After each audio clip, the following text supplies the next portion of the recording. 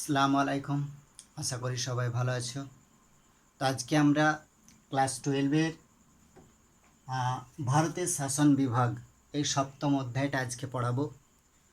তো সপ্তম অধ্যায়ে আমরা আজকে পড়াবো রাজ্যপালের ক্ষমতা কার্যাবলী। রাজ্যপালের ক্ষমতা, কি রাজ্যপালের ক্ষমতা আছে সেই সম্পর্কে আজকে একটু পড়াবো। তো প্রখ্যাত রাষ্ট্রবিজ্ঞানী S.R. মাহেশ্বরী তিনি তার স্টেট গভর্নমেন্ট ইন ইন্ডিয়া গ্রন্থে রাজ্যপাল সম্পর্কে বিস্তারিত আলোচনা করেছিলেন। তো সেই সূত্র ধরে রাজ্যপালের ক্ষমতাটা কি সেটা আমরা একটু জেনে নেব। কি রাজ্যপালের ক্ষমতা আছে? রাজ্যপাল রাজ্যের প্রশাসনিক প্রধান।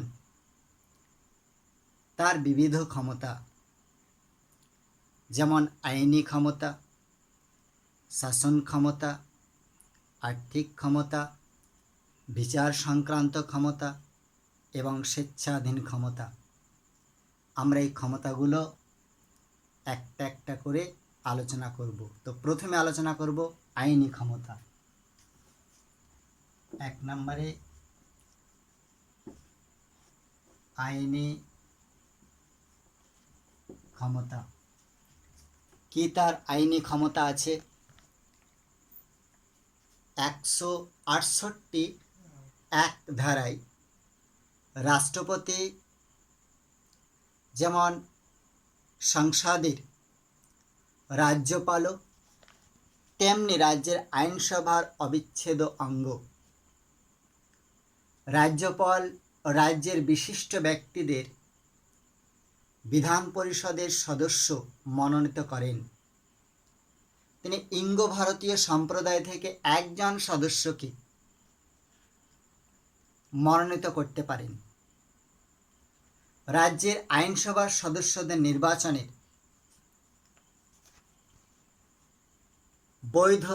বৈধতা নির্ধারণ করেন তিনি।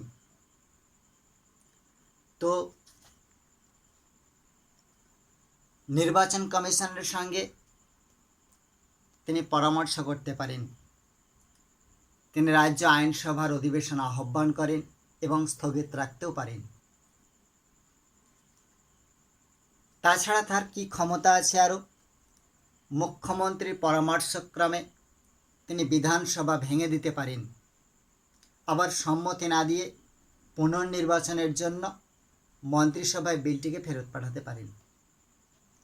এই ক্ষমতা তার আছে। আর কি? শাসন ক্ষমতা।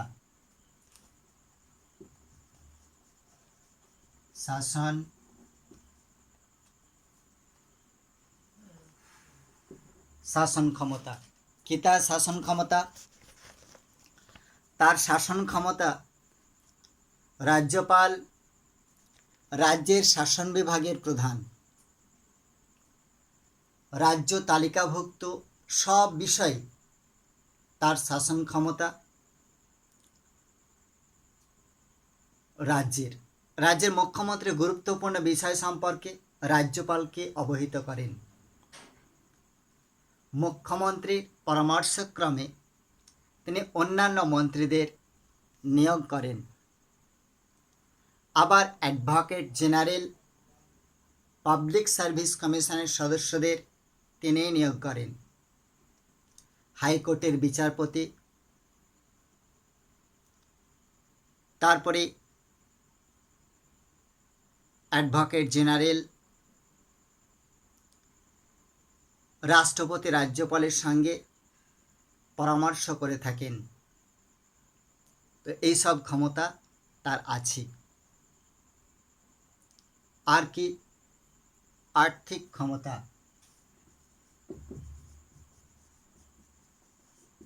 আর্থিক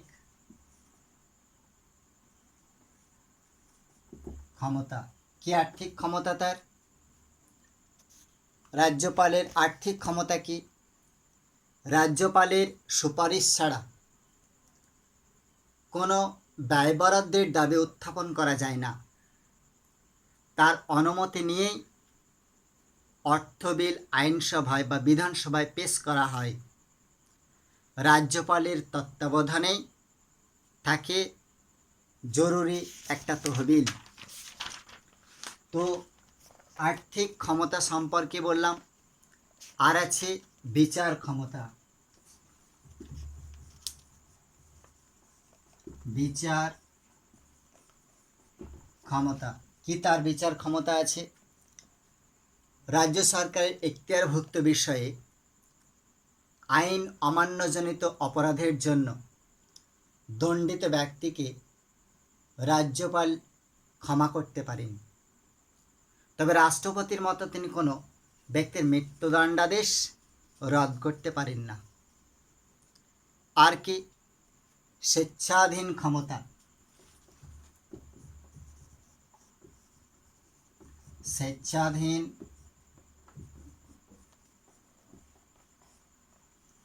ক্ষমতা কি? স্বেচ্ছাধীন ক্ষমতা আছে। রাজ্যপালের বিশেষ ক্ষমতাকে স্বেচ্ছাধীন ক্ষমতা বলে। রাষ্ট্রপতি ওই স্বেচ্ছাধীন ক্ষমতা নেই। যদিও সংবিধান বিশেষজ্ঞদের মতে রাজ্যপালের স্বেচ্ছাধীন ক্ষমতা সীমাবদ্ধ। রাষ্ট্রপতি প্রতিনিধি হিসাবে অসমের রাজ্যপাল বিশেষ স্বেচ্ছাধীন ক্ষমতা কিন্তু আছে। তো অধ্যাপক মহেশ্বরী তার স্টেট গভর্নমেন্ট ইন ইন্ডিয়া গ্রন্থে রাজ্যপালের বিশেষ ক্ষমতা নিয়ে আলোচনা করেছেন এবং তিনি মন্তব্য করেছেন যে ক্ষেত্রবিশেষে রাজ্য মন্ত্রিমণ্ডলী পরামর্শ ছাড়াই তিনি ক্ষমতা প্রয়োগ করতে পারেন। তাহলে এই সব ক্ষমতাগুলো তার পড়ছে: আইনি ক্ষমতা, শাসন ক্ষমতা, আর্থিক ক্ষমতা, বিচার ক্ষমতা আর স্বেচ্ছাধীন ক্ষমতা। অর্থাৎ রাজ্যপালের এই সব ক্ষমতাগুলো আছে। এবার আমরা দেখে নেব তার পদমর্যাদা সম্পর্কে। কি তার পদমর্যাদা আছে, সেই পদমর্যাদা সম্পর্কে আমরা একটুকু জেনে নেব। আমরা ক্ষমতা সম্পর্কে জানলাম, একটু পদমর্যাদা সম্পর্কে জেনে নেই। রাজ্যপালের পদমর্যাদা কি? পদমর্যাদা আছে। সংসদীয় গণতন্ত্রে রীতি অনুসারে রাজ্যপাল হলেন রাজ্যের নিয়মতান্ত্রিক প্রধান। তো মুখ্যমন্ত্রীর নেতৃত্বে মন্ত্রিসভায় প্রকৃত শাসক। তিনি কেন্দ্রীয় সরকারের প্রতিনিধি। এই সম্পর্কে কোনো দ্বিধাদ্বন্দ্ব নেই। তবু তার পদমর্যাদাকে কেন্দ্র করে রাষ্ট্রবিজ্ঞানের অঙ্গনে দুটি পরস্পর বিরোধী ধারা বিদ্যমান। যারা রাজ্যপালকে প্রকৃত প্রধান বলেন তাদের মতে রাজ্যপাল প্রকৃত শাসক। তো রাজ্যপাল প্রকৃত শাসক, সেই সম্পর্কে একটুকু বলবো। রাজ্যপাল রাজ্যের প্রকৃত শাসক। তো 1 নম্বর এটাই দেই, রাজ্যপাল রাজ্যের প্রকৃত শাসক। রাজ্যপাল রাজ্যের প্রকৃত শাসক। রাজ্যপালই রাজ্যের শাসনকর্তা। তিনি নিজে এবং তার কর্মচারীদের মাধ্যমে সংবিধান সমস্তভাবে ক্ষমতা সে প্রয়োগ করে থাকেন। আর কি? রাজ্যপাল প্রকৃত শাসক হিসাবে মন্ত্রিসভার পরামর্শ মানতে বাধ্য নন। 2 নম্বর, মন্ত্রিসভার পরামর্শ মানতে বাধ্য নন। ভারতের সংবিধানের 42তম সংশোধন রাষ্ট্রপতিকে মন্ত্রিসভার পরামর্শ অনুসারে চলতে বাধ্য করা হয়েছে। রাজ্যপালের ক্ষেত্রে এরকম কোনো বাধ্যবাধকতা কিন্তু বা বাধ্যবাধকতার কথা বলা হয়নি। স্বেচ্ছাধীন ক্ষমতা প্রয়োগ।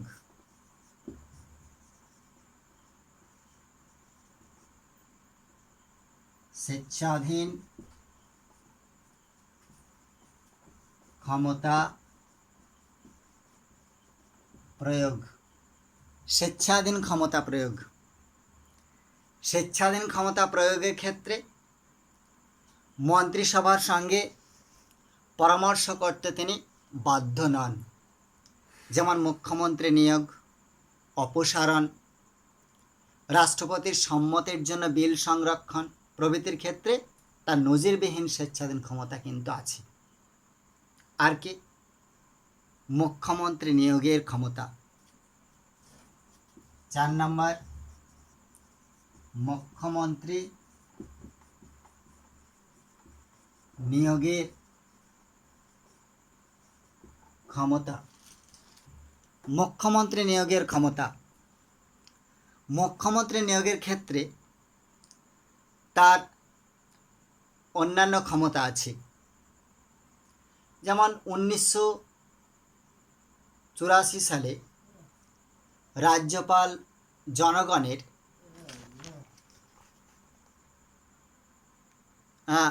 রাজ্যপাল জগমোহন কাশ্মীরের ফারুক আবদুল্লাহকে বরখাস্ত করেছিলেন। 1969 সালে মহাবীর প্রসাদ শর্মা বনাম প্রফুল্ল ঘোষ মামলায় কলকাতা হাইকোর্ট এই মন্তব্য করেন যে রাজ্যপাল মুখ্যমন্ত্রী নিয়োগের ক্ষেত্রে স্বেচ্ছাধীন ক্ষমতা প্রয়োগ করতে পারেন। রাষ্ট্রপতির প্রতিনিধি। রাষ্ট্রপতির প্রতিনিধি। রাজ্যপাল রাষ্ট্রপতির প্রতিনিধি। রাষ্ট্রপতিকে সন্তুষ্ট করে তিনি মন্ত্রিসভাকে আগ্রহ করতে পারেন কোনো আইন সম্মতি না দিয়ে তিনি বিলটিকে ফেরত পাঠাতে পারেন। রাজ্যের শাসনতান্ত্রিক অচলাবস্থার নামে তিনি মন্ত্রিসভার পক্ষে সওয়াল করতে পারেন। আবার অনেকে বিরুদ্ধ মত পোষণ করেন। কি বিরুদ্ধবাদী মত? যে প্রকৃত শাসক না প্রকৃত শাসক নয়। তো প্রকৃত শাসক হিসাবে আমরা এই যুক্তিগুলো দিলাম। রাজ্যপাল রাজ্যের প্রকৃত শাসক, মন্ত্রিসভার পরামর্শ মানতে বাধ্য নন, স্বেচ্ছাধীন ক্ষমতা প্রয়োগ তার ক্ষমতা আছে, মুখ্যমন্ত্রীকে নিয়োগের ক্ষমতা আছে, রাষ্ট্রপতির প্রতিনিধি হিসাবে সে থাকে।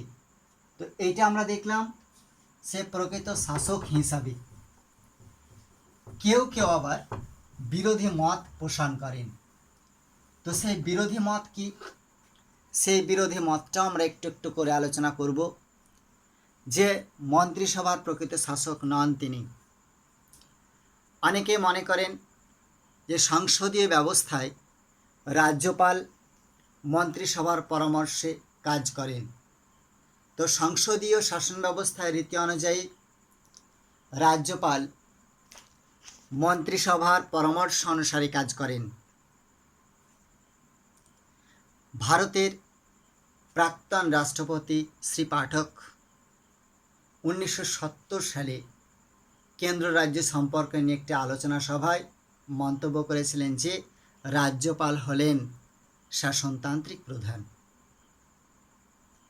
আবার রাজ্যপালের ক্ষমতা আনুষ্ঠানিক বিরোধী মত হিসাবে বলা যায়।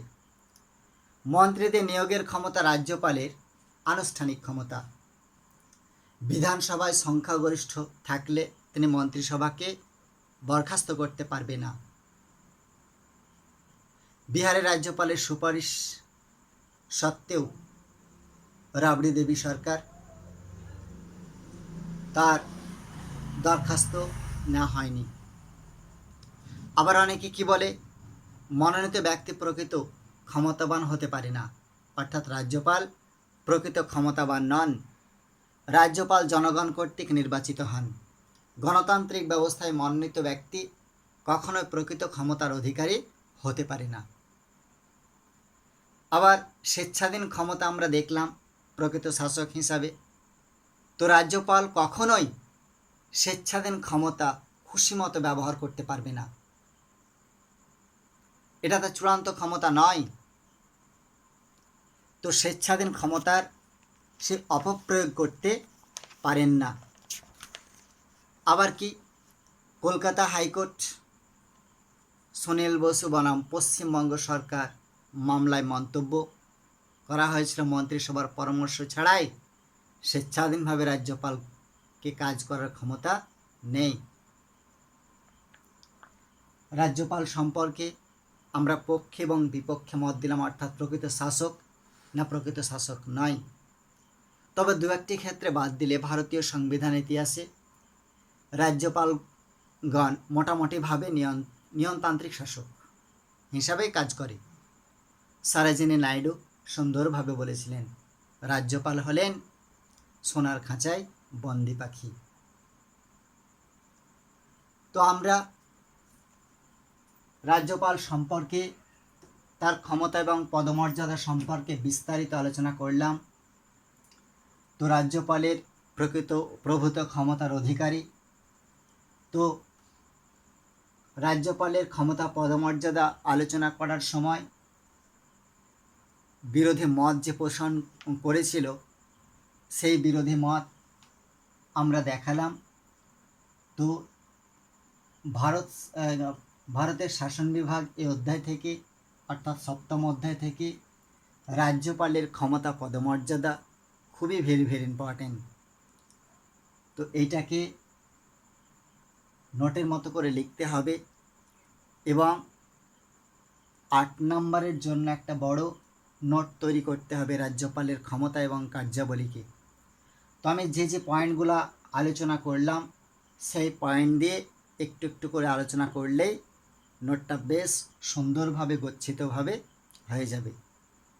তো এই 7ম অধ্যায় থেকে আপাতত এখানেই। তো এখানে আরও আছে প্রধানমন্ত্রীর ক্ষমতা পদমর্যাদা, মুখ্যমন্ত্রীর ক্ষমতা পদমর্যাদা, রাষ্ট্রপতির ক্ষমতা পদমর্যাদা। তবে রাষ্ট্রপতির ক্ষমতা পদমর্যাদা আমরা 2-1বার পড়ে নেব, ওটাকে আমরা নোট তৈরি করব না, তার কারণ 2020 সালে রাষ্ট্রপতির ক্ষমতা পদমর্যাদা চলে এসেছে। তো আজকে এখানেই এই পর্যন্ত। Thank you.